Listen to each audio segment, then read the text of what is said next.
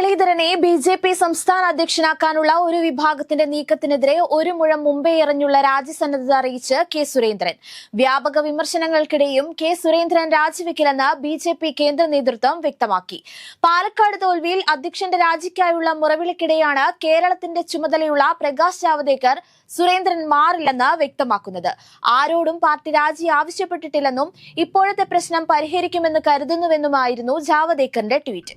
മുഖ്യമന്ത്രി പിണറായി വിജയനെതിരെ വിമർശനവുമായി പ്രതിപക്ഷ നേതാവ് VD. Satheesan.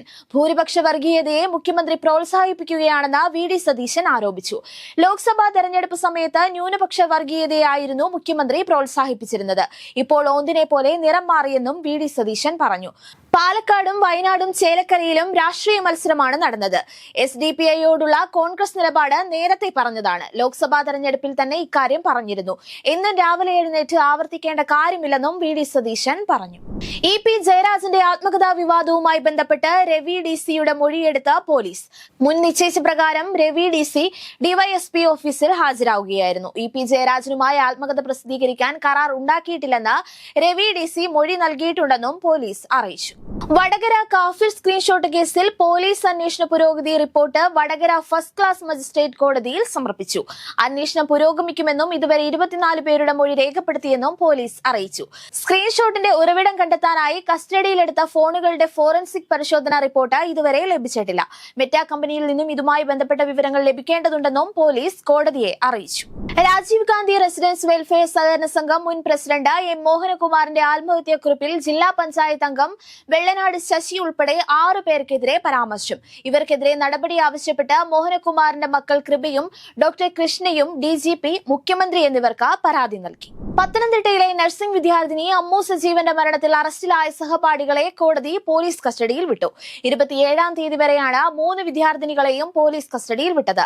Pathanamthitta judicial 1-ാം class magistrate കോടതിയുടേതാണ് നടപടി. മൂവർ സംഘത്തിൽ നിന്ന് നിരന്തര മാനസിക പീഡനം അമ്മു നേരിട്ടുവെന്നായിരുന്നു കുടുംബത്തിന്റെ പരാതി. 18-ാം പടി കയറി വരുന്ന ഭക്തർക്ക് ശ്രീകോവിലിന് മുന്നേക്ക് നേരെ എത്തി തൊഴാൻ സൗകര്യമൊരുക്കുന്നത് ചർച്ച ചെയ്യുമെന്ന് Travancore Devaswom board president P.S. Prasanth. അടുത്ത മണ്ഡലകാലത്തിന് മുൻപായി ഇക്കാര്യത്തിൽ വ്യക്തത വരുത്തുമെന്നും പ്രശാന്ത് പറഞ്ഞു. ബംഗാൾ ഉൾക്കടലിൽ ന്യൂനമർദ്ദം തീവ്ര ന്യൂനമർദ്ദമായി ശക്തി പ്രാപിച്ചെന്ന് കേന്ദ്ര കാലാവസ്ഥാ വകുപ്പ്. തെക്ക് കിഴക്കൻ ബംഗാൾ ഉൾക്കടലിന് മുകളിലെ ന്യൂനമർദ്ദം തെക്കൻ ബംഗാൾ ഉൾക്കടലിന് മുകളിൽ തീവ്ര ന്യൂനമർദ്ദമായി ശക്തി പ്രാപിച്ചു. അടുത്ത 24 മണിക്കൂറിനുള്ളിൽ അതിതീവ്ര ന്യൂനമർദ്ദമായി ശക്തി പ്രാപിച്ച് തുടർന്നുള്ള 2 ദിവസത്തിൽ തമിഴ്നാട് ശ്രീലങ്ക തീരത്തേക്ക് നീങ്ങാൻ സാധ്യതയെന്നും കേന്ദ്ര കാലാവസ്ഥാ വകുപ്പ് അറിയിച്ചു. ഡിസംബർ 13 മുതൽ 20 വരെ തിരുവനന്തപുരത്ത് നടക്കുന്ന രാജ്യാന്തര ചലച്ചിത്രമേളയുടെ ഡെലിഗേറ്റ് രജിസ്ട്രേഷൻ ആരംഭിച്ചു. registration.iffk.in എന്ന ലിങ്കിലൂടെ രജിസ്ട്രേഷൻ നടത്താം. പൊതുവിഭാഗത്തിന് 1180 രൂപയും വിദ്യാർത്ഥികൾക്ക് 590 രൂപയുമാണ് ഫീസ്. മേളയുടെ മുഖ്യവേദിയായ ടാഗോർ തിയേറ്ററിലുള്ള ഡെലിഗേറ്റഡ് സെൽ മുഖേനയും രജിസ്ട്രേഷൻ നടത്താം. 8 ദിവസങ്ങളായി 180 ചിത്രങ്ങളാണ് പ്രദർശിപ്പിക്കുക. 15 തിയേറ്ററുകളിലാണ് പ്രദർശനം. ദേവേന്ദ്ര ഫഡ്നാവിസ് മഹാരാഷ്ട്ര മുഖ്യമന്ത്രിയായാൽ എതിർക്കില്ലെന്ന് അജിത് പവാർ. എന്നാൽ മുഖ്യമന്ത്രി സ്ഥാനം തുടക്കത്തിൽ വേണമെന്ന നിലപാടിൽ ഉറച്ചു നിൽക്കുകയാണ് ഏക്നാഥ് ഷിൻഡെ. എന്നാൽ സ്ഥാനം ദേവേന്ദ്ര ഫഡ്നാവിസിന് തന്നെയാണ് സാധ്യതയുള്ളത്. മഹാരാഷ്ട്രയിൽ BJP ഒറ്റയ്ക്ക് 132 സീറ്റുകളാണ് നേടിയത്. ഈ സാഹചര്യത്തിൽ ദേവേന്ദ്ര ഫഡ്നാവിസിനെ തന്നെ മുഖ്യമന്ത്രിയാക്കണമെന്ന നിലപാടാണ് പാർട്ടിയിൽ ശക്തമാകുന്നത്. പാർലമെന്റിന്റെ ശീതകാല സമ്മേളനത്തിന് തുടക്കം. ഡിസംബർ 20 വരെയാണ് സമ്മേളന കാലയളവ്. ഗൗതം അദാനിക്കെതിരായ കൈക്കൂലി ഇടപാട് വിഷയം ചർച്ച ചെയ്യണമെന്നാവശ്യപ്പെട്ട് പ്രതിപക്ഷം ബഹളം വെച്ചതിനെ തുടർന്ന് ഇരുസഭകളും ഇന്ന് പിരിഞ്ഞു. ബുധനാഴ്ച ഇരുസഭകളും വീണ്ടും ചേരും. ചൊവ്വാഴ്ച ഭരണഘടനാ ദിനമായതിനാൽ പഴയ പാർലമെന്റ് മന്ദിരത്തിലെ സെൻട്രൽ ഹാളിൽ ഭരണഘടനാ ദിനത്തോടനുബന്ധിച്ചുള്ള പ്രത്യേക സമ്മേളനമായിരിക്കും നടക്കുക. ചടങ്ങിലെ പ്രാസംഗികരുടെ പട്ടികയിൽ പ്രതിപക്ഷ നേതാവ് രാഹുൽ ഗാന്ധിയുടെ പേരില്ലാത്തതും പ്രതിപക്ഷ വിമർശനത്തിന് കാരണമായിട്ടുണ്ട്. ജാർഖണ്ഡിൽ പുതിയ സർക്കാരിന്റെ സത്യപ്രതിജ്ഞ 28-ന്. ഇന്ത്യ മുന്നണി പാർലമെന്ററി പാർട്ടി നേതാവായി ജാർഖണ്ഡ് മുക്തി മോർച്ച നേതാവ് ഹേമന്ത് സോറനെ തെരഞ്ഞെടുത്തു. സോറൻ ഗവർണർ സന്തോഷ് കുമാർ ഗ്യാങ്വാറിനെ സന്ദർശിച്ച് സർക്കാർ രൂപീകരിക്കാനുള്ള ആവശ്യമുന്നയിച്ചു.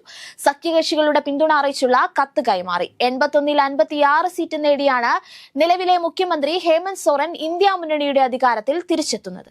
ട്രാൻസ്ജെൻഡർമാരെ US സൈന്യത്തിൽ നിന്ന് പുറത്താക്കുന്നതിനുള്ള സുപ്രധാന ഉത്തരവിൽ ഒപ്പുവെക്കാൻ ഡൊണാൾഡ് ട്രംപ് തയ്യാറെടുക്കുകയാണെന്ന റിപ്പോർട്ട്. US പ്രസിഡന്റ് തെരഞ്ഞെടുപ്പിൽ വിജയിച്ച ട്രംപ് ജനുവരിയിലാണ് അധികാരത്തിലെത്തുക.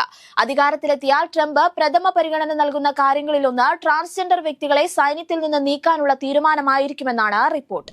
IPL 2025 സീസണിന് മുന്നോടിയായുള്ള മെഗാ താരലേലം സൗദിയിലെ ജിദ്ദയിൽ പുരോഗമിക്കുമ്പോൾ വൻ നേട്ടമുണ്ടാക്കി ഇന്ത്യൻ പേസ് ബോളർമാർ. നാളുകളായി ഇന്ത്യൻ ടീമിന് പുറത്തുള്ള ഭുവനേശ്വർ കുമാർ, ദീപക് ചാഹർ തുടങ്ങിയവർക്കെല്ലാം താരലേലത്തിൽ ലഭിച്ചത് വൻ തുക. ഭുവനേശ്വർ കുമാറിനെ 10.75 കോടി രൂപയ്ക്ക് RCB സ്വന്തമാക്കി. ദീപക് ചാഹർ 9.25 കോടി രൂപയ്ക്ക് മുംബൈ ഇന്ത്യൻസിലെത്തി.